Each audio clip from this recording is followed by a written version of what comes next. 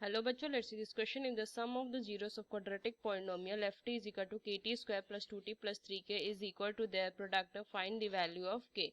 तो चलो इस क्वेश्चन को मैं सॉल्व करती हूँ। तो सबसे पहले मैं की कंसेप्ट अप्लाई करूंगी इस क्वेश्चन में।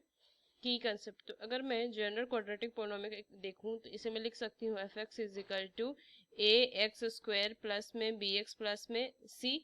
जहाँ पे ये क्वाड्रेटिक पॉलिनोमियल है तो इसके टू रूट्स होंगे अल्फा और बीटा। अगर मैं सम ऑफ रूट्स करूं, मतलब कि अल्फा प्लस बीटा करूं, तो ये कितना होता है माइनस बी अपॉन ए। या मैं इसे लिख सकती हूँ coefficient of x minus coefficient of x upon coefficient of x square. Same अगर मैं अल्फा इंटू बीटा मतलब प्रोडक्ट ऑफ रूट्स देखूं तो ये सी अपॉन ए होता है। तो इस की कंसेप्ट को ध्यान में रखते इस क्वेश्चन को मैं सॉल्व करूं। मुझे दिया क्या है कि if the sum of zero quadratic polynomial is equal to their product, तो मैं इसे लिख सकती हूँ कि लेट द two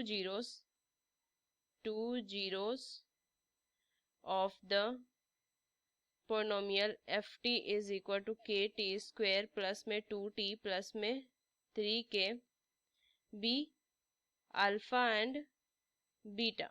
तो सम ऑफ जीरोस के अल्फा प्लस बीटा हो जाएगा, तो मैं क्या लिखूंगी alpha plus beta is equal to, इनसे अगर कंपेयर करूँ तो a की वैल्यू तो कितनी आ जाएगी k, b की वैल्यू 2 आ जाएगी और यहाँ से 3 c की वैल्यू कितनी आ जाएगी 3 के आ जाएगी। तो इस तरीके से अल्फा प्लस बीटा में क्या लिखूंगी माइनस ऑफ बी अपॉन ए, तो कितनी वैल्यू हो जाएगी -2 अपॉन के, ये आ जाएगा। और अल्फा इंटू बीटा अगर मैं देखूँ तो सी अपॉन ए, तो 3k अपॉन में के, तो के से के जाएगा 3 आ जाएगा। ये दोनों एक दूसरे के इक्वल हैं, बस मैं कर दूंगी। तो लिखूंगी यहाँ से क्या कि -2 अपॉन के इज इक्वल टू, तो यहाँ से मैं क्या लिखूंगी 3। सो वैल्यू कितनी आ जाएगी 3k is equal to -2। So k is equal to -2 upon 3। तो k की ये वैल्यू आ जाएगी और मुझे k की वैल्यू ही फाइंड करनी थी। Using this key concept we solve this question. Hope you understood it well. Best of luck. Thank you.